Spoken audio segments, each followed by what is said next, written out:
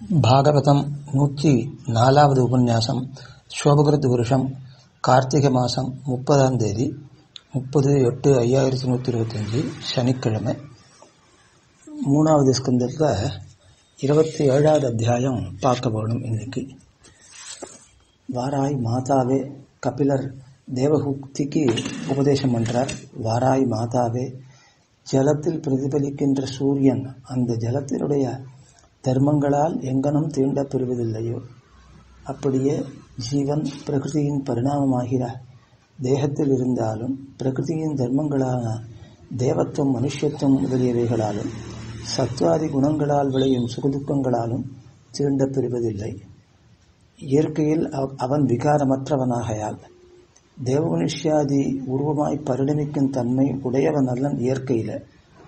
அப்படி இல்லாத போது போதல் வருதல் முதலிய சாம்சாரிக பிரவൃத்திகளுக்கு இயற்கையில் இருப்பிடமானவன் அல்லன். ஆனாலும் எப்படி தெரியறதுன்னா, சூரியன் ஜலத்தில் பிரதிபலிப்பினும் அசைதல், குறைதல், வளர்தல் முதலிய அந்த ஜலத்தின் குணங்களெல்லாம் சூரியனுக்கு உண்டாவதில்லை. அங்கனமே ஜீவனுக்கும் பிரகிருதியின் குணங்களான சத்வாதிகள் உண்டாவதில்லை. ஷால் அப்படின்னா பெரிய குடம், அப்புறம் கடம் சின்ன குடம் முதலிய மண் பாத்திரங்களில் இருக்கும் ஆகாசத்துக்கு எப்படி சிறுமை பெருமை முதலியவை சம்பந்திக்கிறதில்லையோ, அங்கனவே ஜீவனுக்கு பிரகிருதியின் குணங்கள் சம்பந்திக்கிறதில்லை. ஜீவன் தேவமனுஷ்யாதியான சரீரங்களில் இருப்பினும் அவற்றின் தோஷங்கள் அவனை தீண்டுகிறதில்லை என்பது எப்படி பொருந்தும் என்று கேட்டால், ஜீவாத்மாவின் சுபாவமே அதுக்கு காரணம். ஜீவான் இயற்கையில எந்த தோஷங்களும் தீண்டப்பெறாதவன். ஆனால் எப்படி இது அனுபவிக்கிறான்னு கேட்டால், நான் தேவன், மனுஷன், சுகிக்கிறேன், துக்கிக்கிறேன் என்று தேகத்தை ஆத்மாவாக பிரமிப்பதனாலே எல்லா விதமான சுகதுக்கங்களும் அவனுக்கு வந்து சேருகின்றன.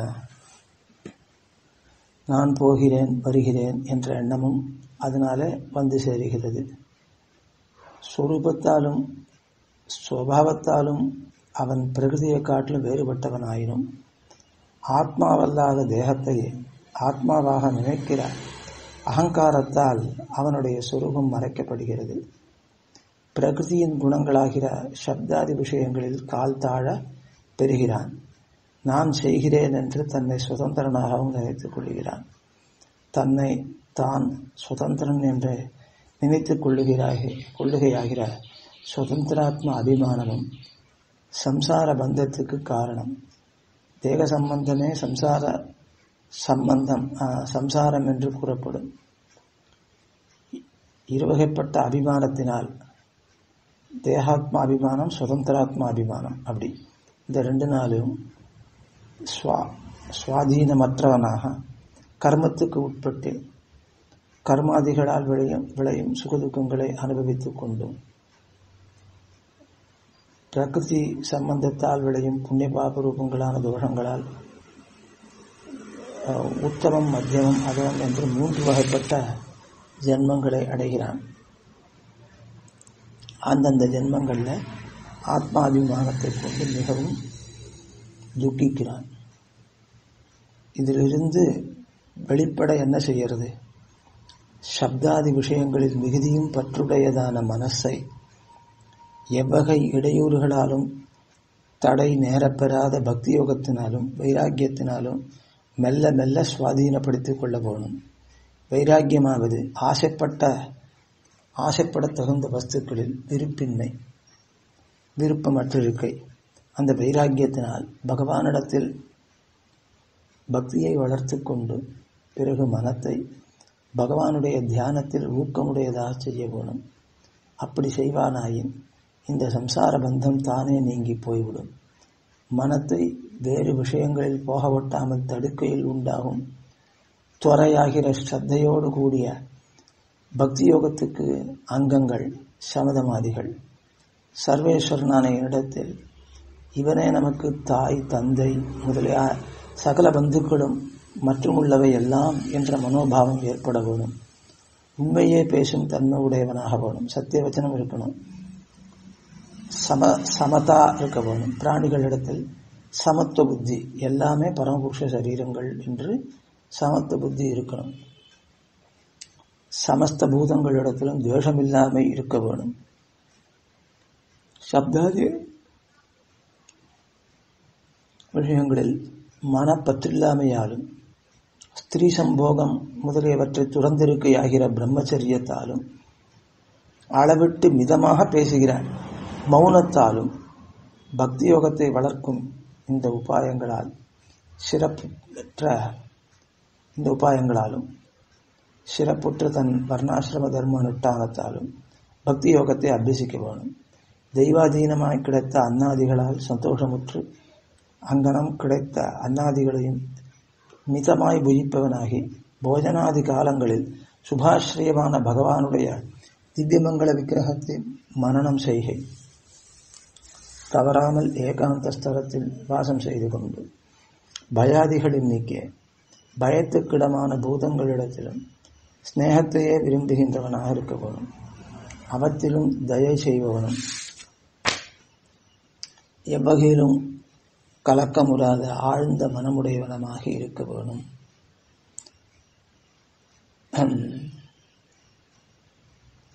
பிள்ளை பெண்டர் முதலிய அனுபந்தங்களோடு கூடின இந்த தேகத்தில் நான் என்னும் அபிமானத்தையும் என்னுடையது என்னும் அபிமானத்தையும் துறக்க வேணும்.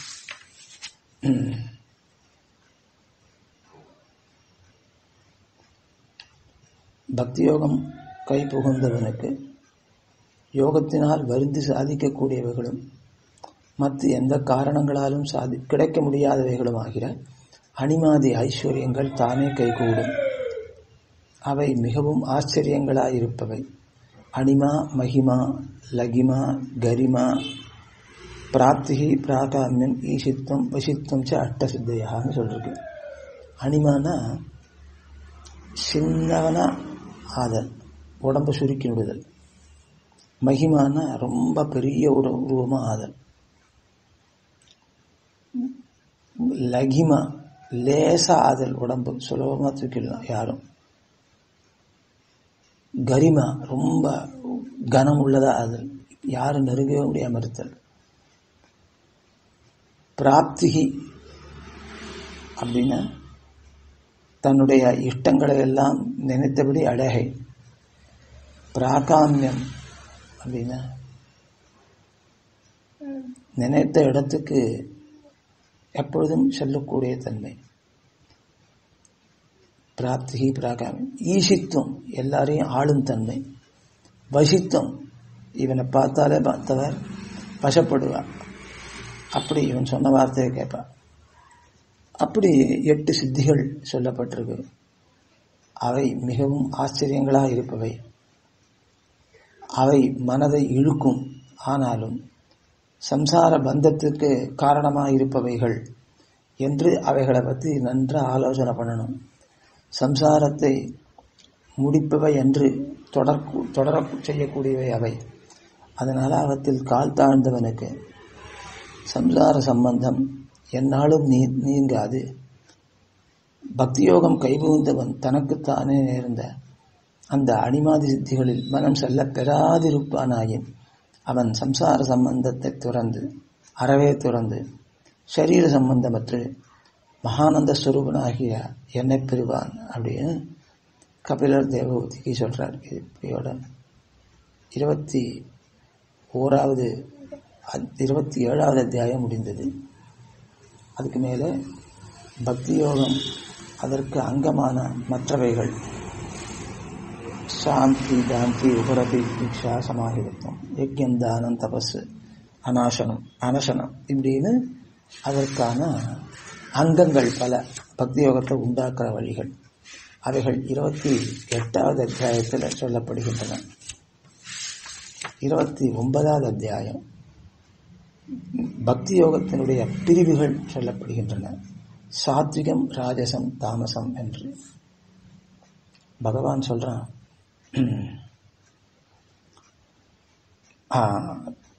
தாயே, மனோ விருத்திகளின் பேதத்தால் பக்தி யோகமும் பேதித்திருக்கும். புருஷர்களுடைய மனோவிருத்தி தாமசம் என்றும் ராஜசம் என்றும் சாத்விகம் என்றும் 3 வகைப்பட்டிருக்கும். பக்தி யோகமும் அங்கனம் பேதித்திருக்கும். ஹிம்சை, ஜபம், மாத்சரியம் இவற்றை கொண்டு நடத்த பக்தி யோகங்கள் இருந்தால் அஹிம்சை அது தாமசமான பக்தி யோகம், ஹிம்சைக்காக நடத்தப்படுறது. தாமசமான பக்தி யோகம் ஜம்பம்னா டம்பம், மற்றவாளுக்கு பரசாத்தி போடுறது, அதற்காக நடத்துறது. அப்புறம் மாத்சரியம், இவற்றில் ஏதேனும் ஒன்றை பிரயோஜனமாக இல்லை ஒன்றையோ 2ஐயோ பிரயோஜனமாக கொள்ளுதல். இது ராஜசம். பகவானிடத்தில் வேறு சிந்தனையற்று அவனையே அடைய வேண்டும் என்ற எண்ணத்தாலே நடத்தப்படுற பக்தி, அதுதான் சாத்விகம். அதுதான் மிக உயர்ந்தது, ஞானிகளாலே புகழப்படக்கூடியது. என்னை பரமாத்மாவென்றும் தனக்கு அந்தராத்மா என்றும் தன்னை நான் சரீரமாக உடையவன் என்றும் அறியாமல் கேவலம் ஒரு தேவதையாக எவன் என்னை நினைத்து என்னை பூஜிக்கிறானோ, அதாவது விக்கிரகங்களில் பூஜிக்கிறானோ, அவனுடைய பக்தி யோகம் ராஜசம் என்று கூறப்படும். நம் பாவங்கள் கழிய வேண்டுமென்றாவது பரமபுருஷனிடத்தில் கர்ம சமர்ப்பணம் செய்து அதனால் விளையக்கூடிய முகமலர்த்தியை உத்தேசித்தாவது சர்வேஸ்வரனுடைய ஆக்ஞையினாலே நாம் இதை அவசியம் செய்ய வேண்டும் என்றாவது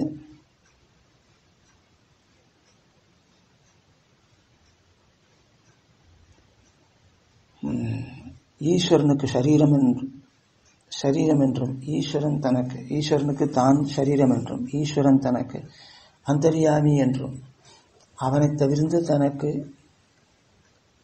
வாழ்ச்சியே இல்லை, நிலையே இல்லை என்று தெரிந்து கொண்டு பூஜிப்பானாயின் அந்த பக்தி யோகம் சாத்விகமானது.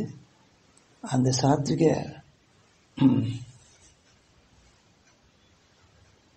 பக்தி யோகமும் உத்தமம், மத்தியமம், அதமம் என்று 3 வகைப்பட்டிருக்கும். பகவானுடைய ஆக்ஞையினால நாம் இதை அவசியம் செய்ய வேண்டும் என்று நடந்து கொள்கிற பக்தி யோகம் உத்தமமானது.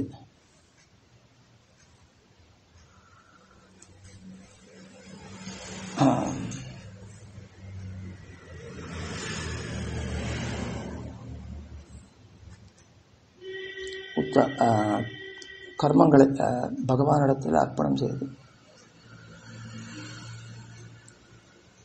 உத்தமமானது. பகவானிடத்தில் தான் செய்யும் கர்மங்களை அர்ப்பணம் செய்து அதனால் அவன் திருவுள்ளம் புகந்து அவ்வழியால் தன் விருப்பம் நிறைவேற வேண்டும் என்று நினைத்து செய்யும் பக்தி யோகம் மத்தியமமாம். தன் பாவங்கள் தீர வேண்டும் என்று நடத்தும் பக்தி யோகம் அதமமாம். அப்போ உத்தமமானது பகவானுடைய ஆக்ஞையினால நான் அதை செய்கிறேன் அப்படின்னு நடத்துறது தான் உத்தமமான பக்தி யோகம் என்று சொல்கிறார். சாத்விக பக்தி யோகத்தில் அப்படி. அதுக்கு பிறகு ராஜச பக்தி யோகம். பகவானிடத்தில் என் கர்மங்களை அர்ப்பணம் செய்கிறேன், அதால் அவன் சந்தோஷமடைந்து என் விருப்பங்களை நிறைவேற்றுவான் என்று செய்யும் பக்தி யோகம் மத்தியமம். பாவங்கள் தீர வேண்டும் என்பதற்காக நடத்தப்படுற பக்தி யோகம் அதமம் என்று இப்படி 3 சொல்லப்பட்டிருக்கு. கங்கா ஜலம் எங்கும் இடையில் தங்காமல் சமுத்திரம் போய் சேருவது போல் வேறு நினைவுகளால் மறைக்கப்படாமல் எவ்வகை பயன்களையும் விரும்பாமல் வேறு உபாயங்களின் சம்பந்தமின்றி பிரீத்தி செய்கையே பக்தி யோகத்துக்கு முக்கிய லட்சணம். இது சத்வாதி குணங்களால் வரும் தோஷங்களை போக்கி மோட்சத்தை நிறைவேற்றி கொடுக்கும். இப்படிப்பட்ட பக்தி யோகத்தை ஆச்சரிப்பவர் என்னை படிந்திருக்கையொழிய சாலோக்கியம், சாஷ்டிதா, சாமீபியம், சாரூபியம், சாயுஜ்யம் என்கிறவைகளை நான் வேண்டி குடிக்கலும் விரும்ப மாட்டார்கள். அவர்களுக்கு என்னுடைய திருவடி நினைவு ஒன்றேதான் பிரயோஜனமாக இருக்கிறது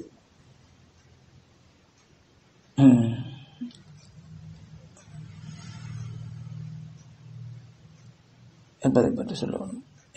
எதனால் சத்துரஸ்தமோ குணங்களை கடந்து என்னோட ஒத்திருக்கையாகிற மோட்சத்தை அடைவானோ அதுவே சிறந்த பக்தி யோகம். அப்படிப்பட்ட மோட்சத்துக்கு சாதனமான பக்தி யோகம் தான் சிறந்த பக்தி யோகம். அதுதான் உத்தமமான பக்தி யோகம்.